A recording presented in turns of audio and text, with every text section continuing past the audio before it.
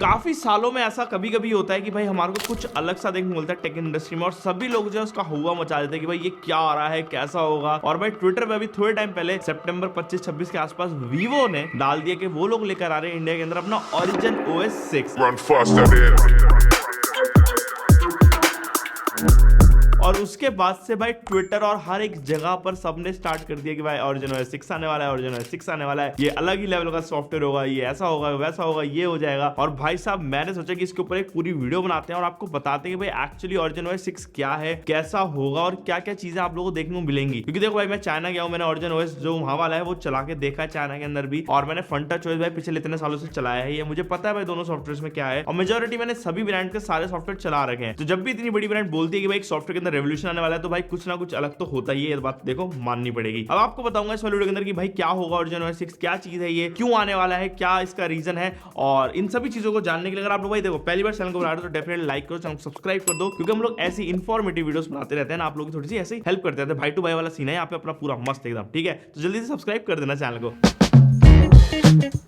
Start करें सबसे पहली चीज से, तो Origin OS है क्या। Origin OS एक नॉर्मल स्किन है जो कि एंड्रॉइड के ऊपर चलती है, जैसे कि अदर स्मार्टफोन्स में जैसे सैमसंग की One UI है, अपने Oxygen OS आता है OnePlus के अंदर, कलर OS आता है Oppo के अंदर, तो वही सेम जो है हमारे को Vivo का भी मिलता है Origin OS, जो कि सिर्फ और सिर्फ चाइना में आता था। हाँ भाई 2020 में चाइना स्पेसिफिक लॉन्च करा गया था जो कि था Origin OS। उससे पहले FunTouch OS ही चल रहा था, बट चाइना के लिए स्पेसिफिकली ये OS डेवलप करा था क्योंकि उनको भाई अपने सॉफ्टवेयर के अंदर कुछ चीजें इंटीग्रेट करनी थी, जैसे कि भाई पेमेंट की कुछ चीजें थी और साथ ही में WeChat हो गया उसे इंटीग्रेट करना था। तो इस वजह से Vivo ने उधर स्पेसिफिकली अलग से सॉफ्टवेयर बना दिया था, जबकि ग्लोबली हमारे को मेजॉरिटी FunTouch OS ही मिल रहा था। अब इतने सालों के अंदर FunTouch OS है ना वो बहुत ज्यादा इवॉल्व हुआ है। अगर आप लोगों को बता दूं एक चीज की, जो FunTouch OS पहले आता था भाई वो बहुत ही ज्यादा खराब था, मेरे पास उसके लिए शब्द नहीं है, क्योंकि भाई वो लिटरली हर एक स्मार्टफोन का किलर था खुद ही। मतलब Vivo पहले भी फोन सही बनाता था बट उनका सॉफ्टवेयर उनका खुद का किलर बन जाता था, जिस वजह से भाई बहुत लोगों ने फिर Vivo से हटा दिया था अपना नाता। बट अभी दोबारा ना इंडिया के अंदर Vivo की मार्केट शेयर बढ़ता जा रहा है, क्योंकि Vivo ना अपने हार्डवेयर के ऊपर बहुत ज्यादा काम कर रहा है, और स्पेसिफिकली कैमरास के ऊपर Vivo ने इतना ज्यादा काम कर लिया है कि भाई इस टाइम पर आप लोग कैमरा फोन मेरे से भी पूछते हो ना एक फ्लैगशिप में कौन सा आता है, दिमाग में मैं भी बोलता हूँ भाई Vivo। जितनी बारी मैंने इस वाले फोन से फोटोज क्लिक करी है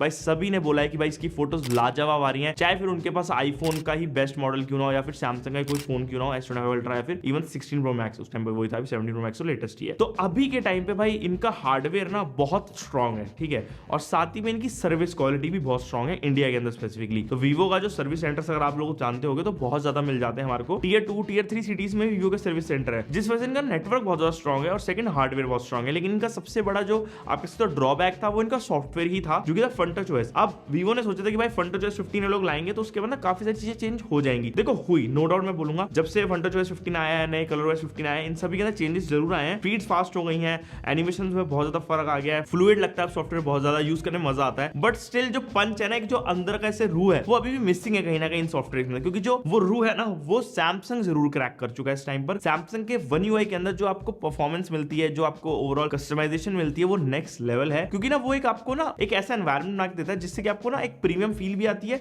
साथ ही में आपको भर भर के फीचर्स मिल जाते हैं। और प्रीमियम फील बहुत इंपॉर्टेंट है जब आप लोग भाई एक बड़ा Vivo का महंगा फोन ले लो, क्योंकि भाई देखो 1 लाख का फोन ही जब बंदा लेगा तो उसको वाला सॉफ्टवेयर नहीं चाहिए जो बिल्कुल ऐसा लगे कि भाई ये तो मैंने 15,000 में भी चलाया था, क्योंकि मेजॉरिटी हम लोग सॉफ्टवेयर यूज करते हैं। तो इसी वजह से भाई यहाँ पे Vivo जो है अपना चाइना में जो लॉन्च हुआ था Origin OS उसको लेकर आ रहे हैं। अब बहुत से लोगों के बीच में कंफ्यूजन है, मैं आपको बता दूं पहली चीज जो क्लियर करना चाहूंगा, जो चाइना का जो वर्जन है वो सेम हमारे को इंडिया मिल जाएगा, ऐसा नहीं होगा, क्योंकि जो चाइना का वर्जन है वो स्पेसिफिकली चाइना के लिए डेवलप करा गया है, क्योंकि उसके अंदर आपको इंटीग्रेशन मिल जाती है बहुत सी चीजों की, और साथ ही में चाइना के नॉर्म्स के हिसाब से मिलता है वो, क्योंकि चाइना की आपको पता है भाई गवर्नमेंट अलग ही है, वो थोड़े ज्यादा रिस्ट्रिक्ट करते हैं, वहां पे भाई गूगल नहीं चलता। सीरियसली बता रहा हूं भाई, मैं गया था चाइना भी थोड़े टाइम पहले, 1 साल पहले करीब, और भाई मैं पागल हो गया था, वहां चल ही नहीं रहा था भाई यूट्यूब मेरे को वहां पे VPN लगा चलाना पड़ा भाई, सरदर्दी अलग, उनका पेमेंट भी डिफरेंट है भाई, वीजा नहीं एक्सेप्ट करते, मतलब क्रेजी सिस्टम है वहां पे। तो मैं एक्सपीरियंस करके आया हूं, और वहां पे ना मैंने एक चीज और एक्सपीरियंस करी थी, वो था भाई वहां पे जितने भी ड्राइवर्स थे, जितने भी लाइक मेजॉरिटी लोग थे, वो ज्यादातर Vivo के स्मार्टफोन यूज कर रहे थे, एंड Vivo के फोन के पास सिर्फ एक नहीं तो उनके पास 2-2 3-3 फोन भी थे,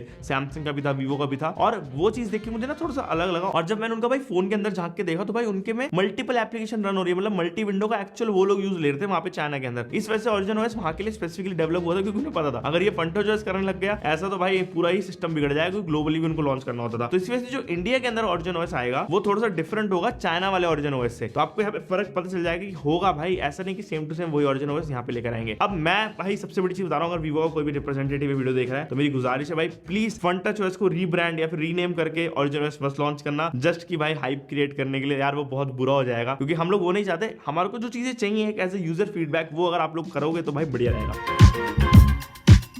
अब मैं बताऊंगा एक्चुअली में ऑरिजिन ओएस में हमारे को क्या क्या चेंज देखने को मिल सकता है। सबसे पहली चीज जो आप लोगों को चेंज मिलेगी, देखो ज्यादा बड़े चेंजेस नहीं होंगे, लेकिन जो चेंजेस होंगे वो बहुत सही होंगे। सबसे पहली चीज जो हमारे को ना ऐप ड्रॉअर मिलती है, उसके अंदर सबसे बड़ा चेंज ये आएगा कि जो ये ऐप्स एंड विजेट्स का जो सेक्शन है ये अब चेंज हो जाएगा। और ये जो चीज है ना कहीं ना कहीं आप लोग मान सकते हो, जैसे कलर ओएस के अंदर, ऑक्सीजन ओएस के अंदर हमारे को देखने मिलती है, वैसा कुछ हमारे को शायद मिल सकता है। क्योंकि पर्सनली स्पीकिंग यार मेरे को ना ये वाली चीज ज्यादा इतनी पसंद है नहीं, तो शायद अगर ये चेंज हो जाए तो भाई बढ़िया लगेगा। लेकिन सबसे ज्यादा इंपॉर्टेंट चीज जिसके ऊपर कि भाई वीवो फोकस करने वाला है अपने इस सॉफ्टवेयर के अंदर, वो है भाई एक तो पहली चीज ब्लोटवेयर फ्री कर देंगे वो मैक्सिमम। अब इंडिया के अंदर कितना ब्लोटवेयर वो डाल के देंगे वो मुझे नहीं पता, क्योंकि भाई कंपनसेट करना पड़ता है ब्रांड्स को यहाँ पे, तो थोड़ा बहुत ब्लोटवेयर आ ही जाता है। But majority hot apps, hot games हमारे को नहीं देखने को मिलने वाले। अगर ये लोग बजट वाले फोन्स में डाल दे तो भाई उसके ऊपर मैं कुछ कह नहीं सकता। लेकिन सेकंड चीज जिसके ऊपर ये लोग सबसे ज्यादा काम कर रहे हैं वो है भाई ओवरऑल एनिमेशन स्पीड। भाई एनिमेशन स्पीड ये लोग बोल रहे हैं कि भाई आईफोन लेवल तक की बनाएंगे, और अभी हमारे को ऑक्सीजन ओएस में भी काफी ज्यादा क्रेजी वाली एनिमेशन स्पीड देखने मिलती है। इवन फनटच 15 के अंदर इन्होंने एनिमेशन को काफी ज्यादा फास्ट कर दिया था, बट ऑरिजिन ओएस के अंदर ये लोग इस चीज को और ऊपर लेके जा रहे हैं। सबसे बड़ा ऑरिजिन ओएस के अंदर जो इंस्पिरेशन है मुझे ऐसा लगता है iOS 26 से आएगा। जो ग्लास थीम है ना काइंड ऑफ, उसका हल्का हल्का एलिमेंट्स जो है हमारे को ऑरिजिन ओएस 6 में देखने को मिलेंगे। जैसे कि लॉक्स के अंदर जो हम लोग क्लॉक की शेप है इसको चेंज कर सकेंगे, इसको हम लोग बड़ा कर सकेंगे, और साथ ही में हमारे को भाई 3D वॉलपेपर या आप कह सकते हो पैरालैक्स वॉलपेपर का सपोर्ट मिलेगा। मतलब कि अगर हम लोग अपना फोन को ऐसे ऐसे मूव करेंगे तो हमारे वॉलपेपर जो वो चेंज होंगे, पैरालैक्स वाला इफेक्ट देंगे।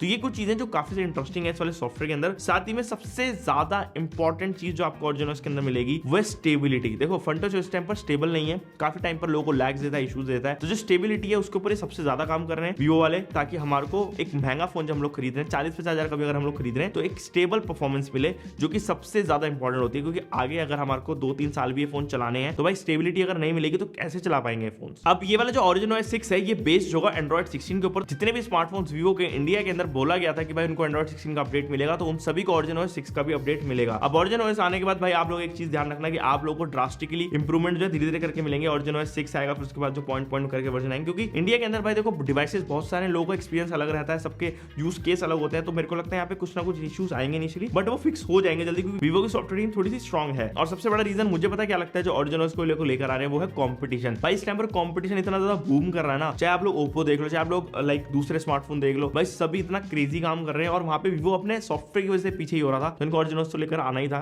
ताकि ये लोग थोड़ा सा डिफरेंट कुछ दिखा पाए कि हाँ भाई हमारे पास भी एक कस्टम ओएस है जिसके ऊपर हम लोग काम कर रहे हैं। क्योंकि फनटच 16 भी अगर आता है ना तो उसके अंदर नाम वही रहता है फनटच ओएस। नेमिंग स्कीम से ना बहुत ज्यादा फर्क पड़ता है, और इसी वजह से मुझे लगता है वीवो जो अपना ऑरिजिन ओएस लेकर आ रहा है। अब देखो इसका ना 15 अक्टूबर को ऑफिशियल रिलीज है। अभी हम लोगों ने भी अपने ना इस वाले वीवो के अंदर इनका ना साइन अप कर लिया था बीटा के अंदर, बट पता नहीं भाई अभी तक हमारे को बीटा वाला मिला ही नहीं है। मैं खुद क्रेजी ऐसे पागल हो रहा हूं कि भाई अभी तक क्यों नहीं मिला। देखो यहाँ पे फनटच 15 लिख कर आ रहा है एंड्रॉइड 15 बेस्ड, जबकि मैं यहाँ पे अगर जाऊँ तो ना इन्होंने अपना जो टेस्ट बीटा है ट्रायल वर्जन वो भी बीटा बंद कर दिया, देख तो क्लोज आ रहा है ना। तो मैं इस पर साइन अप कर चुका हूँ ऑलरेडी, बट मेरे को अभी तक मिला नहीं है। अगर आप में से कोई चुल बंदा है तो एक बार मेरे को प्लीज बताना कमेंट करके आप लोगों को मिला या नहीं मिला।